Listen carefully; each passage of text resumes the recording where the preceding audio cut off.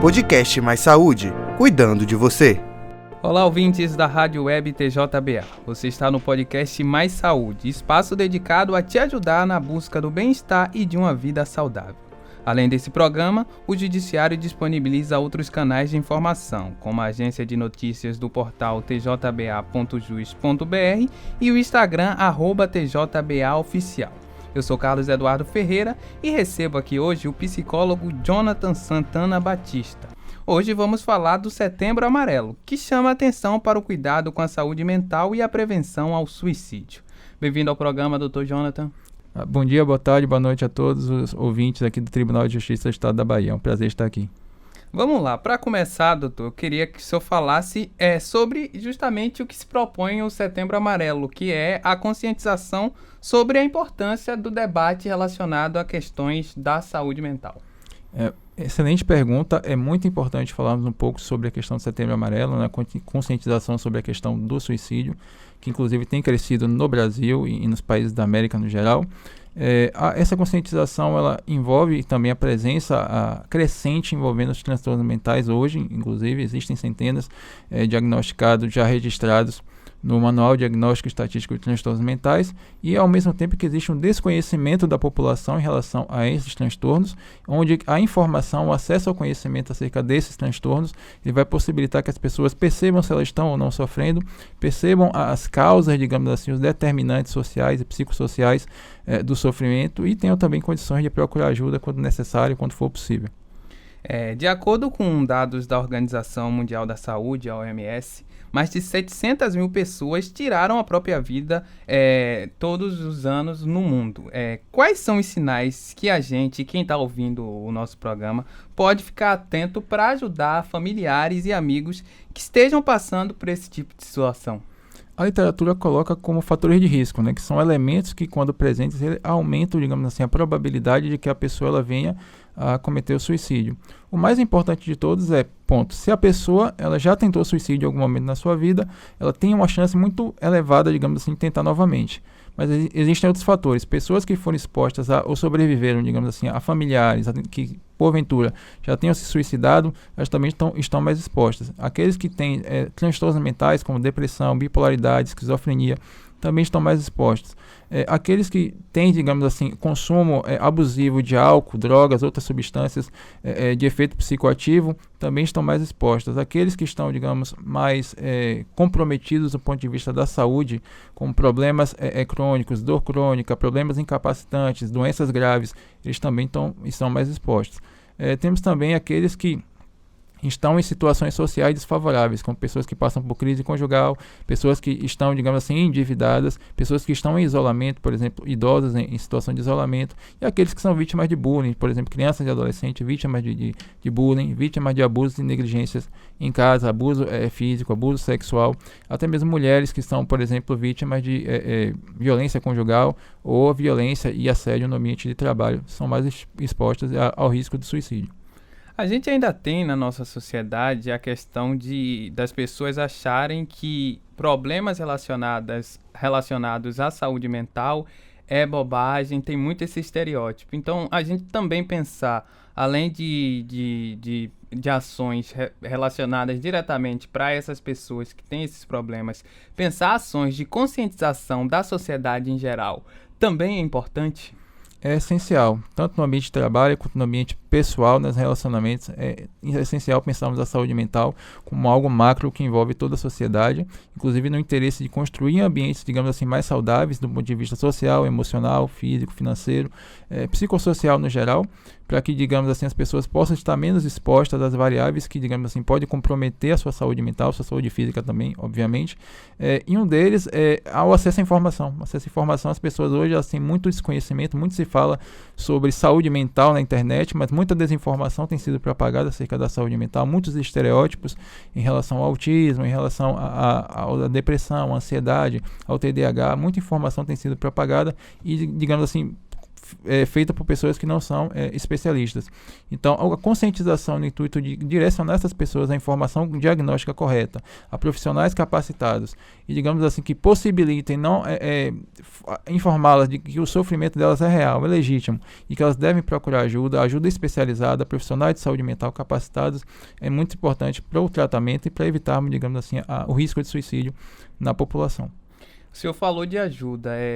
Quais são os meios que as pessoas que estão passando por esses problemas de saúde mental podem procurar para justamente buscar o auxílio? E como é o atendimento feito a essas pessoas?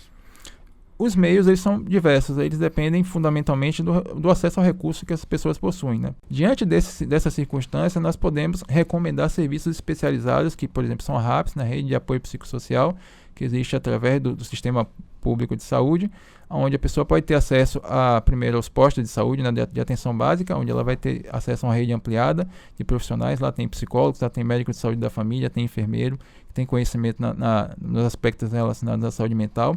São profissionais que têm, digamos assim, contato cotidiano com diversas doenças das mais diversas, não escolhem pessoas que eles vão atender, então tem contato com todo tipo de circunstância, inclusive com o suicídio. E também temos o CAPS, né, que já é uma rede especializada, que é o Centro de Apoio Psicossocial, onde a pessoa pode procurar ajuda. Lá tem psiquiatra, lá tem psicólogo. Em teoria, são redes de acesso aberto, né? A pessoa pode chegar lá, pode se apresentar que ela será atendida, e se tiver disponível essa rede no município, ela pode ter acesso por essas duas vias. Em último caso, se a pessoa não tiver acesso nem financeiro e não tiver acesso nem por essas redes, em alguns municípios ela tem redes complementares. O que são isso?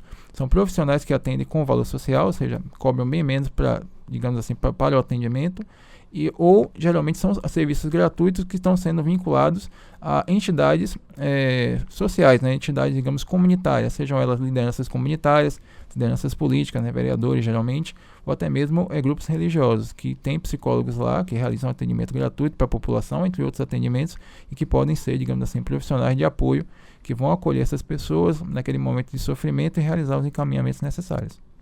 Para você que está sintonizado agora na Rádio Web TJBA, esse é o podcast Mais Saúde. Estamos conversando com o Dr.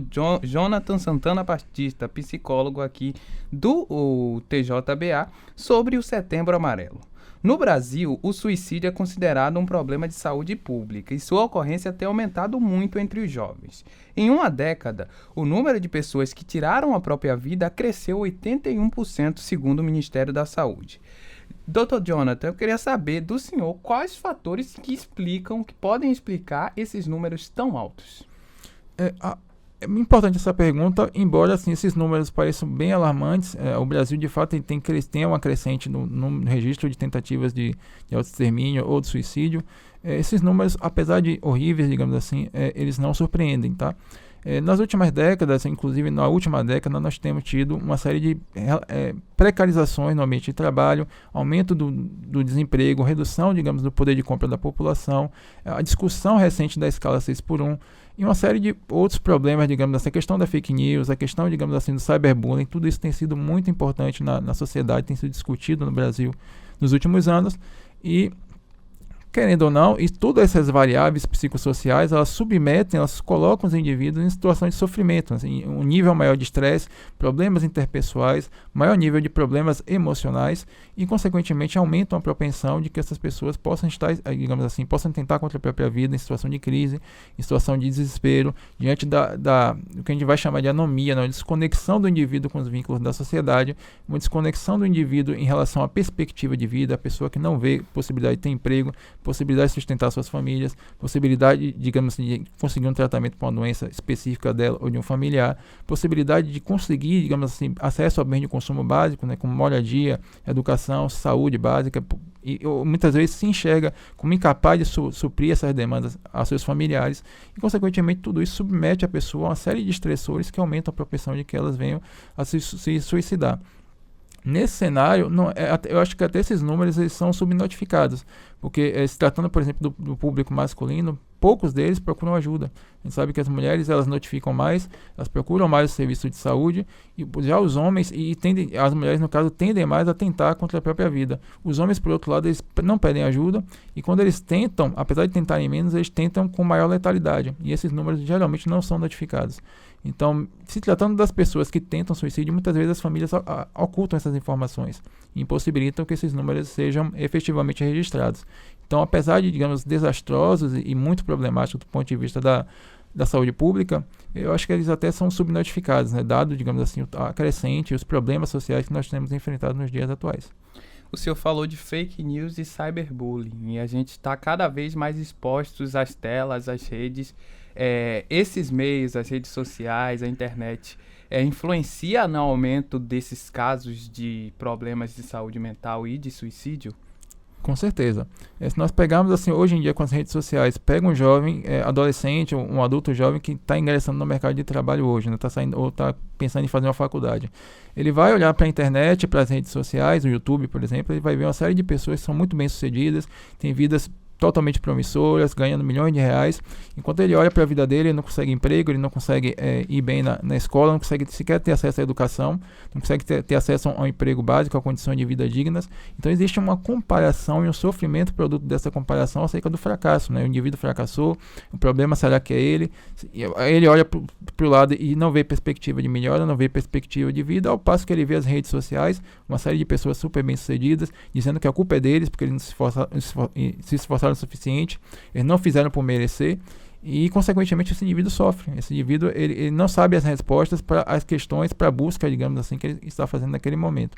Então a internet, as redes sociais, elas criam, digamos assim, essa expectativa demasiada nesses indivíduos e essa responsabilização de que o sucesso deles é só causado por ele, não é causado por determinantes sociais, não é causado por fatores assim, econômicos e sociais que são anteriores a esse indivíduo, não são estruturas macro, sociais ou históricas que explicam essa dificuldade que ele está vivenciando. Em função disso, ele traz o problema para si, ele sofre e diante dessas redes sociais que criam essa comparação, muitos deles acabam expostos, digamos, a série de transtornos mentais, a sofrimento e, consequentemente, ao suicídio. E para fechar, Dr. Jonathan, quais são os caminhos para que o tema saúde mental deixe de ser um tabu na nossa sociedade? Olha, hoje em dia, a depender do público, já temos, digamos assim, um trabalho muito bem feito, podemos dizer assim, de profissionais bem capacitados, temos dezenas, se não centenas deles, que hoje tem canal no YouTube, que hoje são pesquisadores que já estão, digamos, nas redes sociais, propagando conhecimento da psicologia, divulgando, digamos assim, critérios diagnósticos corretos, marcadores diagnósticos adequados e orientando pessoas que precisam de ajuda a buscarem ajuda nos, digamos assim, nos serviços corretos, né, disponíveis, a depender do nível, da classe social e da disponibilidade do município, né, da rede disponível. Então, entre o público mais jovem já temos diversos youtubers que trazem, digamos assim, essa linguagem da psicologia, a linguagem científica, para o meio, digamos assim, do jovem, né, para o meio do jovem universitário, para o adulto jovem, mais ou menos assim, que está inserido nas redes sociais. Já temos diversos, digamos assim, meios e pessoas famosas, seja youtubers pequenos com milhares de inscritos, até youtubers com milhões de inscritos, e que, de certa forma, propagam esse conhecimento que é relevante. A nossa dificuldade está em trazer esse conhecimento para aquele público de mais ou menos 40, 50 anos, inserido em ambientes industriais, corporativos e que não estão muito antenados na rede, ou pelo menos não estão acessando, digamos assim, esse público, conhecimento produzido para esse público mais jovem, tendo em vista que eles não se identificam, né, não há uma demanda que, de certa forma, tem atendido esse público um pouco mais velho, pessoas que já estão se aposentando, por exemplo. Esses aí mesmo não procuram, não têm acesso a essa informação. Esse é o nosso desafio, né? Trazer esse conhecimento da psicologia para esses ambientes onde, de certa forma, o conhecimento sobre saúde mental ele não vem sendo propagado. Aí, inclusive, esse trabalho do Tribunal de Justiça em divulgar informação, ele acaba sendo muito adequado. A ideia é que mais ambientes de trabalho eles levem essa informação de forma mais clara, digamos assim, mais saliente, mais explícita, dizendo assim, o problema é saúde mental, eles não são tabu, sabe? Muitas pessoas, principalmente hoje em dia, com a questão do estresse, elas têm passado por isso, e é normal, sabe, que as pessoas procurem ajuda, inclusive, não no sentido positivo, mas muitas pessoas têm acesso a medicamentos psiquiátricos, a gente precisa problematizar isso também, e levar esse debate dentro do ambiente de trabalho, para esses ambientes corporativos, para esses ambientes industriais, é essencial, porque as pessoas elas venham a ter mais conscientização das medicações, do diagnóstico, do sistema, digamos assim, de apoio à saúde mental disponível e possam procurar ajuda como ajuda disponível, né? Por exemplo, o trabalho que eu faço hoje no Tribunal de Justiça, atendendo pessoas, servidores, comissionados, que precisam de ajuda, né? Que percebem que eles precisam de ajuda e eles, da disponibilidade de serviço, eles podem procurar essa ajuda quando estamos lá disponíveis para o que daí vier. Conversamos com o psicólogo Jonathan Santana Batista. Muito obrigado pela presença, pela conversa, Dr. Jonathan, e até a próxima. É um prazer estar aqui. Muito obrigado pelo convite. Se você estiver precisando de ajuda imediata, entre em contato com o CVV, Centro de Valorização da Vida, serviço gratuito de apoio emocional que disponibiliza atendimento 24 horas por dia. O contato pode ser feito por e-mail, pelo chat no site ou pelo telefone 188. Esse podcast é uma iniciativa da CEGESP e conta com o apoio da Ascom. Receba informações da Secretaria de Gestão de Pessoas por meio do grupo de WhatsApp. Solicite o link de acesso pelo número 719-8158-3628. O podcast Mais Saúde fica hoje por aqui. Lembrando que no canal do YouTube você pode escutar esse e a outros episódios. Até a próxima!